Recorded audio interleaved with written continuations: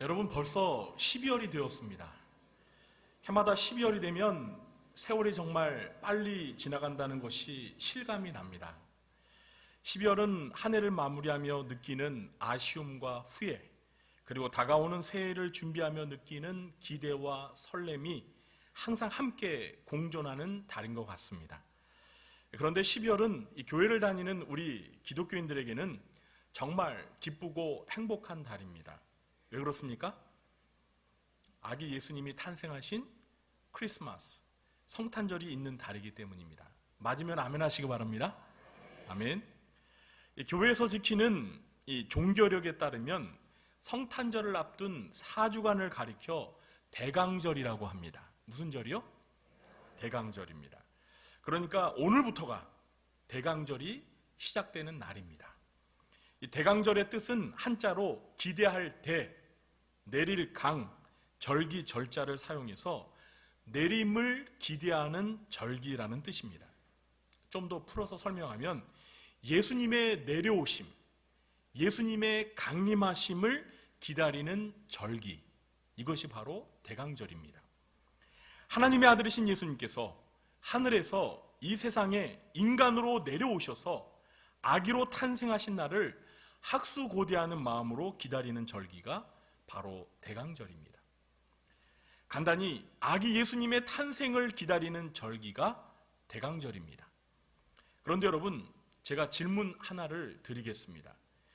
우리가 해마다 이 대강절을 지키면서 성탄절을 기다리는데, 그럼 성탄절이 되면 아기 예수님이 다시 탄생하시나요?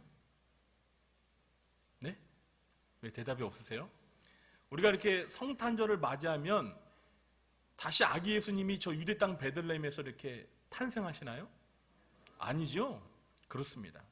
아기 예수님이 탄생하신 사건은 이미 지금으로부터 2018년이나 되는 까마득한 옛날에 있었던 과거의 일입니다. 그런데 여러분, 과거에 발생한 사건을 기다린다는 말이 논리적으로 말이 됩니까?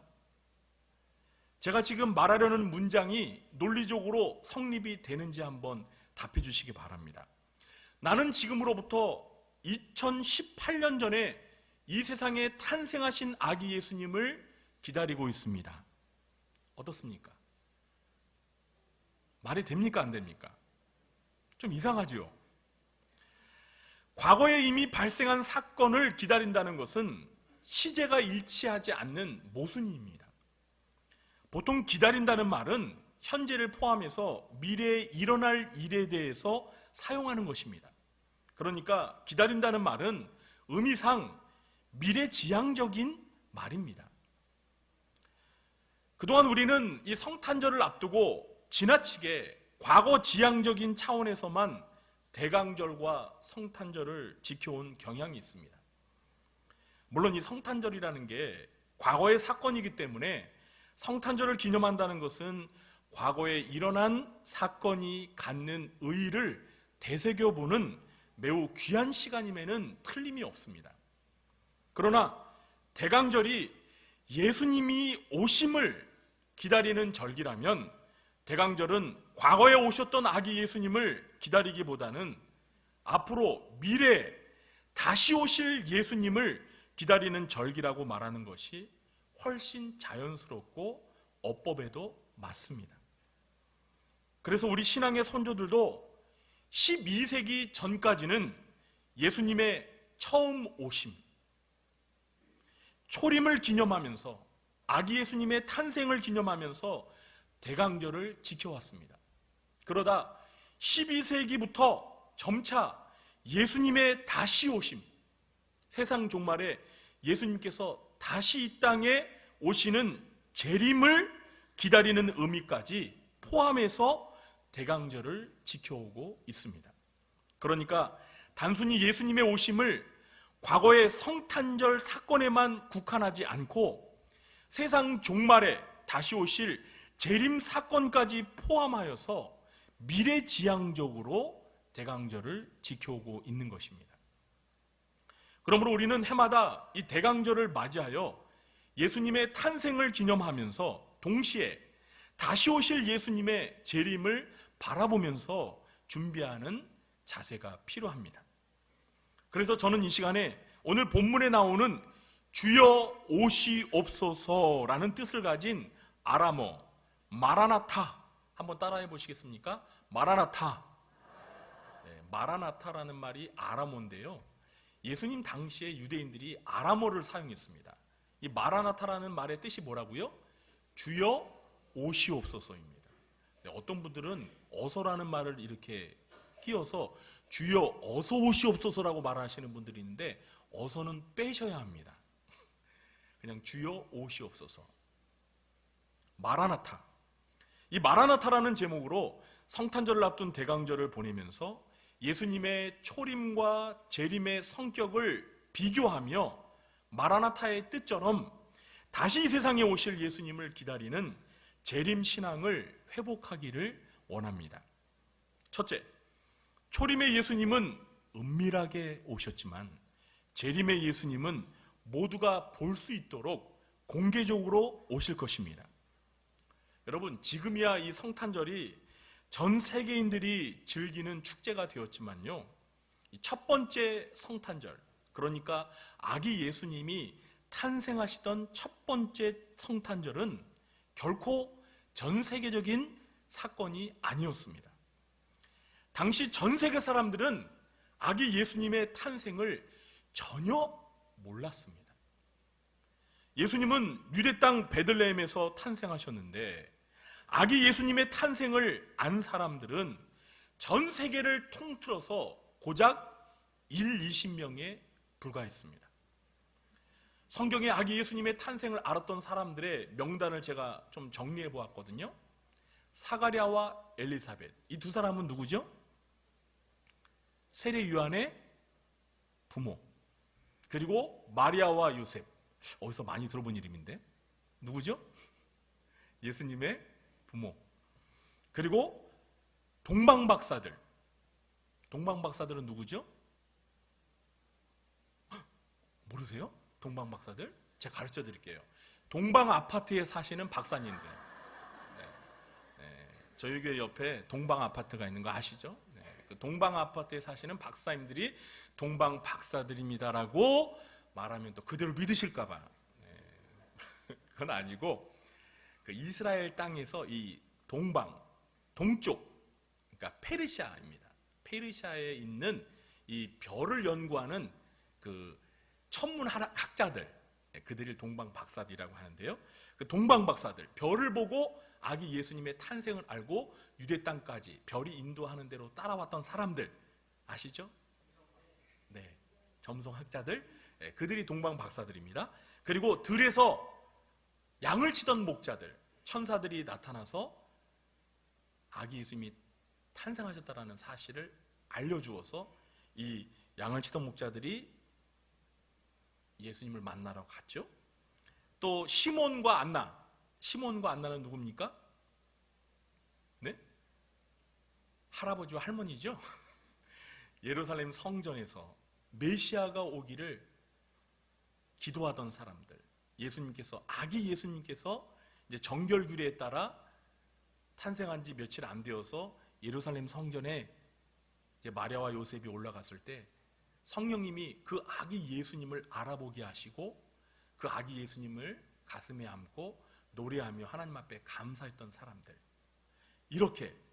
그리고 또 있죠, 헤롯 왕과 종교 지도자들. 이렇게 전체를 통틀어도 20명이 안 돼요. 이 사람들만이 아기 예수님이 탄생하신 것을 알았습니다. 나머지 사람들은 전혀 몰랐어요. 그래서 요한복음 1장 10절과 11절에서는 이렇게 기록하고 있습니다. 그가 세상에 계셨으며, 여기서 그는 예수님을 말하는 것입니다. 세상은 그로 말미암아 지은 바 되었으되 세상이 그를 알지 못하였고 자기 땅에 오매 자기 백성이 영접하지 아니하였으나. 우리 예수님께서 이 세상에 탄생하셨는데 사람들이 예수님을 알아보지 못하여서, 예수님이 탄생한지를 알지 못하여서, 또 탄생하신지 알면서도 예수님 앞에 나와 영접하지 아니하였다는 거예요. 이렇게 초림의 예수님은 정말 고요하게 은밀하게 오셨습니다. 자, 그러나 재림의 예수님은 초림 때와 같이 그렇게 은밀하게 조용하게 오시지 않습니다. 재림의 예수님은 전 세계 사람들 모두가 볼 수 있도록 공개적으로 오실 것입니다. 요한계시록 1장 7절을 보시면 예수님의 재림 사건이 모든 족속이, 모든 민족이 보고 알 수 있는 전 세계적인 사건이라는 사실을 예언하고 있습니다. 제가 읽어보겠습니다. 잘 들어보세요. 볼지어다 그가 구름을 타고 오시리라. 각 사람의 눈이 그를 보겠고 그를 찌른 자들도 볼 것이요 땅에 있는 모든 족속이, 땅에 있는 모든 민족이 그로 말미암아 애곡하리니 그러하리라. 아멘. 세상 종말에 언젠가 예수님께서 다시 이 세상에 오실 때 구름을 타고 오실 텐데요, 그때 다시 오시는 그 예수님을 모든 민족이 다 보게 된다는 거예요. 그런데 보면서 슬피 운다라는 것입니다. 왜 울까요? 예수님이 그렇게 다시 올 줄을 모르고 안 믿고 예수님을 맞이할 준비를 하지 않았기 때문에 큰일 났구나, 큰일 났어, 후회하면서 운다라는 거예요. 사도 바울은 데살로니가전서 4장 16절에서 주께서 호령과 천사장의 소리와 하나님의 나팔 소리로 친히 하늘로부터 강림하시리니, 이렇게 말씀하고 있습니다. 지금부터 2018년 전에 아기 예수님은 유대 땅 베들레헴에 아무도 모르게 은밀하게 오셨지만, 세상 종말에 다시 오실 예수님은 오실 때 조용하게 오시지 않아요. 예수님께서 다시 오신다는 것을 만방에 다 알리고 요란스럽게 오십니다. 나팔을 부고 천사들이 소리를 외치고 예수님께서 큰 소리로 호령하시면서 암행어사 출도요 하는 것처럼 그렇게 오신다는 거예요. 모든 민족이 안다는 것입니다. 물론 신약 성경에는 예수님이 재림하시는 날이 밤에 도둑같이 이르게 될 것이라는 예언이 기록되어 있습니다. 이것은 예수님이 재림하시는 그 시기와 날짜, 이것을 아무도 알 수 없기 때문에 재림의 날이 밤에 도둑같이 임한다라는 것입니다. 그러나 재림의 사건, 예수님께서 이 세상에 다시 오시는 그 사건 자체는 지구상에 있는 모든 사람들이 동시에 두 눈으로 목격할 수 있는 전 세계적인 사건이 될 것입니다. 여러분, 이렇게 예수님이 재림하실 때 지구에 있는 모든 민족들이 예수님의 재림하시는 장면을 두 눈으로 보게 될 것이라는 이 성경의 예언을 지난 19세기까지는 사람들이 믿지를 않았습니다. 이 말씀을 거짓말로 생각했어요. 그런데 20세기 돼서 과학이 발달하고 우주선을 타고 달나라에까지 가는 이러한 문명 시대에 지구가 둥글다는 것을 알고 지구가 자전한다는 것을 아는 그러한 마당에 어떻게 예수님이 재림하는 것을 지구에 있는 모든 사람들이 동시에 볼 수 있느냐? 성경의 이 말씀은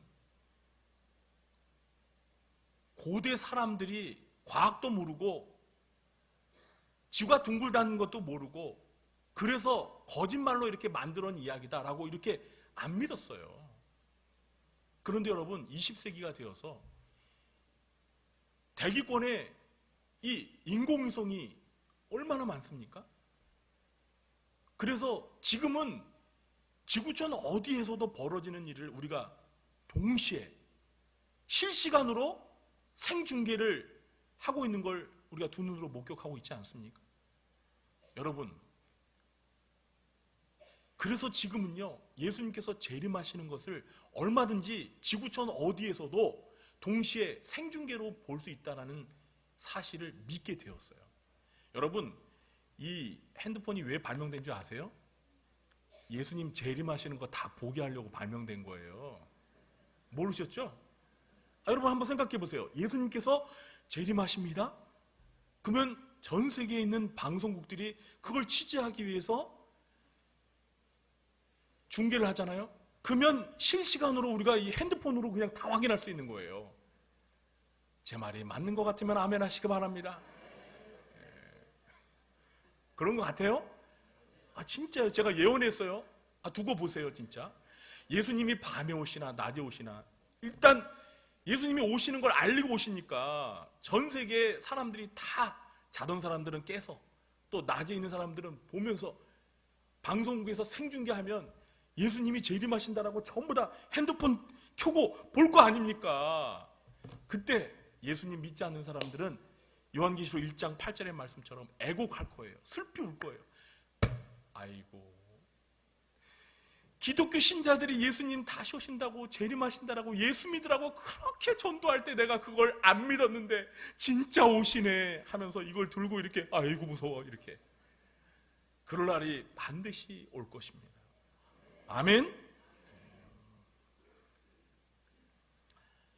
둘째, 초림의 예수님은 비천한 모습으로 겸손하게 오셨지만 재림의 예수님은 영광스러운 모습으로 위풍당당하게 오실 것입니다.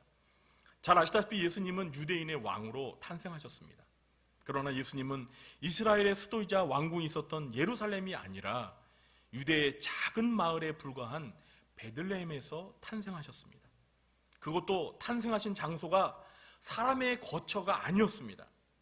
기독교 역사의 초기 교부였던 오리겐과 순교자 저스틴의 증언에 따르면 아기 예수님은 양이나 염소를 사육하던 동굴의 외양간에서 탄생하셨다라고 전해져 오고 있습니다.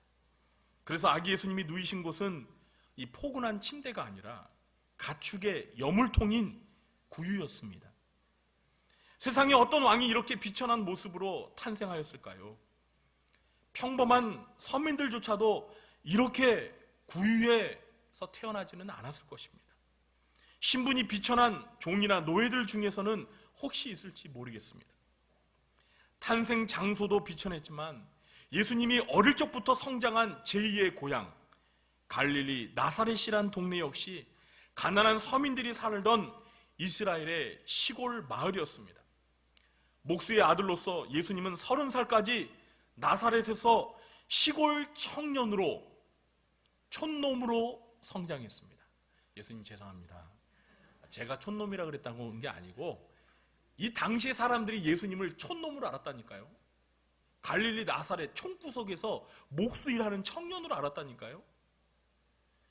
요한복음 1장 46절을 보면 이 빌립이 친구 나다나엘을 전도할 때 나다나엘이 빌립의 말을 듣고 뭐라고 무시하며 말한 줄 아십니까? 나사렛에서 무슨 선한 것이 날 수 있느냐? 아니 나사렛 그런 촌구석에서 어떻게 메시아가 탄생할 수 있어? 아니 난 못 믿겠어. 너나 믿어. 이렇게 무시한 거예요. 이렇게 초림의 예수님은 정말 낮고 천한 모습으로 이 세상에 오셨습니다.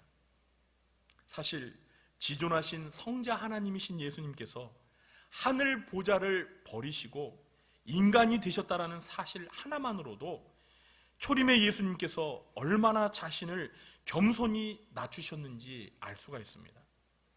반면에 재림의 예수님은 영광스러운 모습으로 위풍당당하게 오실 것입니다. 예수님께서는 마태복음 24장 30절에서 영광스러운 재림의 광경을 직접 이렇게 묘사하셨습니다. 그때 인자의 징조가 하늘에서 보이겠고 그때 땅의 모든 족속들이 통곡하며 그들이 인자가 구름을 타고 능력과 큰 영광으로 오는 것을 보리라. 여러분, 예수님의 이 말씀대로 그대로 이루어질 것입니다.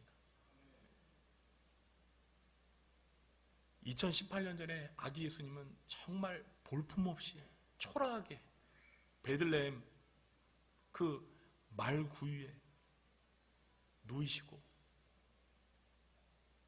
그렇게 정말 비천하게 가난하게 겸손하게 오셨어요.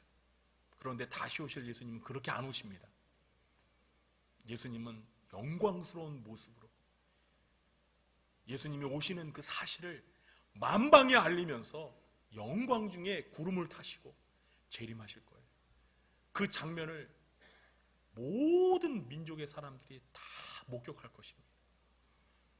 데살로니가전서 4장과 요한계시록을 읽어보면 재림의 예수님께서는 만왕의 왕 만주의 주로서 천군 천사들을 거느리시고 우리보다 앞서 천국에 간 성도들을 모두 데리시고 영광 중에 구름을 타고 재림하신다라고 예언이 되어 있습니다.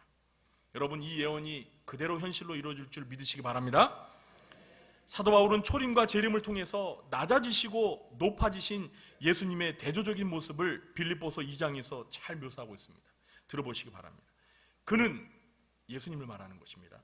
근본 하나님의 본체시나 하나님과 동등됨을 취할 것으로 여기지 아니하시고 오히려 자기를 비워 종의 형체를 가지사 사람들과 같이 되셨고 사람의 모양으로 나타나사 자기를 낮추시고 죽기까지 복종하셨으니 곧 십자가에 죽으심이라. 이러므로 하나님이 그를 지극히 높여 모든 이름 위에 뛰어난 이름을 주사 하늘에 있는 자들과 땅에 있는 자들과 땅 아래에 있는 자들로 모든 무릎을 예수의 이름에 꿇게 하시고 모든 이름으로 예수 그리스도를 주라 시인하여 하나님 아버지께 영광을 돌리게 하셨느니라. 예수님이 초림하실 때는 저 하늘 보좌에서 이 세상에 인간으로 닿고 천한 죄인의 모습으로 십자가에 못 박혀 죽기까지 겸손히 자신을 낮추며 오셨어요. 그런데 예수님께서 십자가에 못 박혀 죽으시고 3일 만에 부활하신 다음에는 하늘로 승천하셔서 그 하나님 보좌 우편에 앉으시사 온 세상 만물을 다스리시는 만왕의 왕으로 계시다가 그 영광스러운 모습으로 구름을 타시고 이 세상에 다시 오시는 거예요. 처음 오실 때와 다시 오실 때가 완전히 대조적이죠. 셋째, 초림의 예수님은 죄인을 구원하러 오셨지만 재림의 예수님은 죄인을 심판하러 오실 것입니다. 초림의 목적은 한마디로 죄인들을 구원하시기 위함이었습니다. 우리는 천사가 지어준 예수라는 이름의 뜻에서, 여러분, 예수님의 이름의 뜻이 무엇입니까? 자기 백성을 그들의 죄에서 구원할 자, 구원자라는 뜻입니다. 예수님께서 이 세상에 오신 목적이 죄인을 구원하러 오셨다는 것을 그 이름을 통해서, 그 이름의 의미를 통해서 알 수 있습니다. 예수님은 누가복음 19장 10절에서 이 세상에 오신 목적을 직접 이렇게 밝히셨습니다. 인자가 온 것은 잃어버린 자를 찾아 뭐하려 함이니라? 구원하려 함이니라. 우리가 앞에서 살펴본 대로 초림의 예수님께서 낮고 천한 모습으로 겸손히 오신 이유는 바로 죄인을 구원하시기 위한 목적 때문이었습니다. 결국 초림의 예수님께서는 이 세상에 오신 목적을 달성하기 위해서 가장 비천한 죄인의 모습으로 온갖 모욕과 천대와 고난을 받으시고 십자가에 못 박혀 죽으셨던 것입니다. 그러나 세상 종말에 예수님이 이 세상에 다시 오시는 목적은 죄인을 구원하시기 위함이 아닙니다. 세상 종말에 예수님이 다시 오시는 목적은 죄인을 구원하시기 위함이 아니라 죄인을 심판하시기 위함입니다. 예수님께서는 마태복음 25장 31절 이하에서 재림으로 이루어질 심판의 광경을 양과 염소의 비유로 말씀하셨습니다. 잘 들어보세요.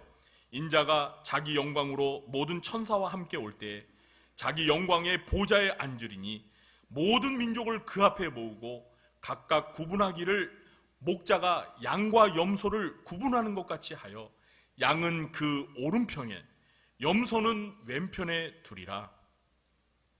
이쪽에 계신 분들이 양이고 이쪽에 계신 분들이 염소라는 뜻이 아닙니다. 네, 오해하지 마시고요. 예수님께서는 심판을 통해서 오른편에 있는 양들을 향해서는 이렇게 말씀하십니다.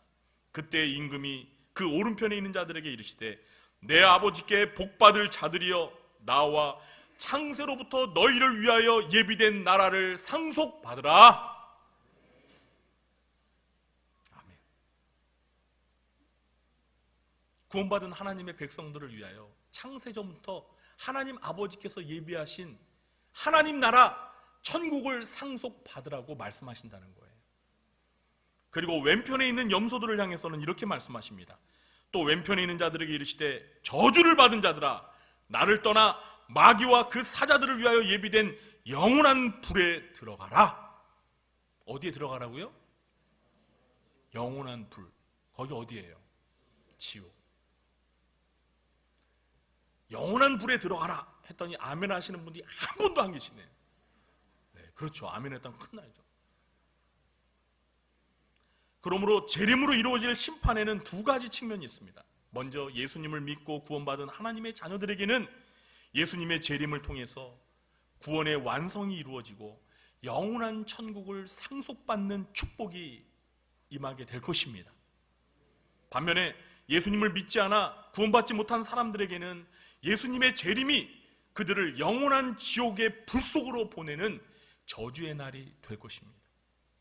한마디로 재림의 날을 믿는 자들에게 잔칫날이 되지만, 재림의 날은 믿는 자들에게는 잔치의 날이 되지만, 축제의 날이 되지만, 믿지 않는 사람들에게는 자기들의 초상을 치르는 제삿날이 되고 무섭고 두려운 심판의 날이 되는 것입니다.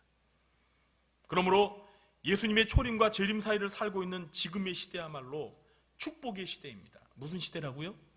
축복의 시대. 초림과 재림 사이에 지금 우리가 살고 있는 이 시대는요, 축복의 시대예요. 그래서 사도 바울은 고린도후서 6장 2절에서 이렇게 말했습니다. 보라, 지금은 은혜 받을 만한 때요. 보라, 지금은 구원의 날이로다. 왜 지금이 은혜 받을 만한 때고 왜 지금이 구원의 날입니까? 아직 예수님이 재림하시지 않았기 때문에 지금 우리는 복음을 듣고 예수님을 믿을 수 있는 기회가 있습니다. 지금은 은혜 받기에 좋은 때이고 구원의 날입니다. 그러므로 우리는 이 때를 잘 활용해서 더 많은 사람들에게 복음을 전해야 할 것입니다. 지난 주일에 새생명 축제에 오셨던 분들 중에서 예수님을 믿겠다고 결심하고 오늘 다시 이렇게 우리 구리조항교회에 오셔서 새가족으로 등록하신 여러분들은 정말 축복받으신 분들입니다. 아멘? 네, 오늘 아까 호명했던 분들 지금 이렇게 흩어져 앉으셨지만요, 우리 그분들 들으시라고 이렇게 한번 외치도록 하겠습니다. 성도님은 축복받으신 분이십니다. 네. 정말 축복받으신 분. 정말 축복받으신 분. 재림 전에, 예수님이 다시 오시기 전에 복음을 듣고 예수 믿어서 하나님의 자녀가 되는 것만큼 큰 축복은 없어요. 없어요. 예수님이 오시면 그것으로 끝이에요. 끝이에요. 예수님 믿지 않는 사람들이 예수님이 재림하시는데 그때 예수님 정말 오시는 거예요? 난 오실 줄 몰랐는데? 저 아직 안 믿었는데? 죄송하지만 하루만 가셨다가 늦추어 오시면 안 될까요? 안 돼요. 그런 일은 안 일어납니다. 그래서 통곡하는 거예요.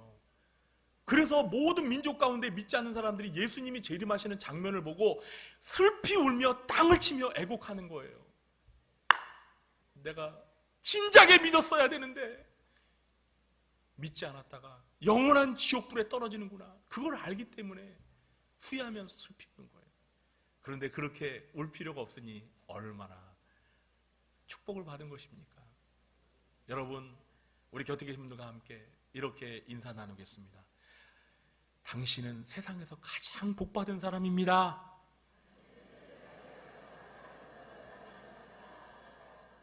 아멘. 그러므로 예수님의 초림을 기념하며 다시 오실 예수님의 재림을 기다리는 저와 여러분이 이 시대에 해야 할 일은 무엇이겠습니까? 우선 우리는 항상 깨어 기도하며 예수님의 재림을 준비하면서 기다려야 합니다. 누가복음 21장 36절에 이러므로 너희는 장차 올 이 모든 일을 능히 피하고 인자 앞에 서도록 항상 기도하며 깨어 있으라 하시니라. 그리고 우리에게 맡겨진 사명을 충성되게 감당해야 합니다. 특히 우리에게 맡겨진 영혼들에게 복음을 전하며 많은 사람들을 구원해야 할 것입니다. 마태복음 14장 45절 46절에 충성되고 지혜 있는 종이 되어 주인에게 그 집 사람들을 맡아 때를 따라 양식을 나눠줄 자가 누구냐? 주인이 올 때에 그 종이 이렇게 하는 것을 보면 그 종이 복이 있으리로다. 이제 말씀을 맺겠습니다. 이 세상은 지금 크리스마스를 앞두고 모두가 기뻐하고 있습니다. 그러나 세상은 그 기쁨의 진정한 의미를 제대로 알고 있지 못합니다. 예수님은 2018년 전에 오셨고 세상은 무려 2000하고도 18번째 크리스마스를 맞이하려고 있지만 여전히 아기 예수님의 탄생을 축하하지 못하고 그 예수님을 자기의 구주와 임금으로 모시지 않은 사람들로 세상은 가득 넘쳐나고 있습니다. 그러므로 우리 그리스도인들은 성탄절을 맞이하면서 세상 사람들처럼 그저 기쁨에만 도취되어서는 안 될 것입니다. 먼저 우리는 이 땅에 비천하고 겸손한 모습으로 오셔서 십자가에서 우리를 구원하신 예수님께 감사와 찬송과 영광을 돌려드려야 할 것입니다. 그리고 우리의 시선이 성탄의 과거에만 머물러 있지 말고 그 시선을 돌려서 미래를 바라보며 다시 오실 예수님을 기다리며 항상 깨어 기도하고 마라나타의 신앙을 유지해야 할 것입니다. 특히 전도를 통해서 성탄의 의미와 기쁨을 모르는 사람들과 초림하신 예수님께서 다시 세상 종말에 다시 오실 거라는 사실을 모르면서 사는 불신 영혼들에게 영원한 천국의 기쁨을 맛보도록 열심히 전도해야 할 것입니다. 저는 이것이야말로 대강절을 맞아 예수님의 탄생을 기념하면서 이 세상에 다시 오실 재림의 예수님을 향해 주여 오시옵소서 마라나타라고 고백하며 사는 마라나타의 신앙을 가진 신자의 올바른 자세라고 믿습니다. 여러분 모두에게 마라나타의 신앙과 축복과 은혜가 함께 하시게 되길 주님의 이름으로 축원합니다. 기도하겠습니다.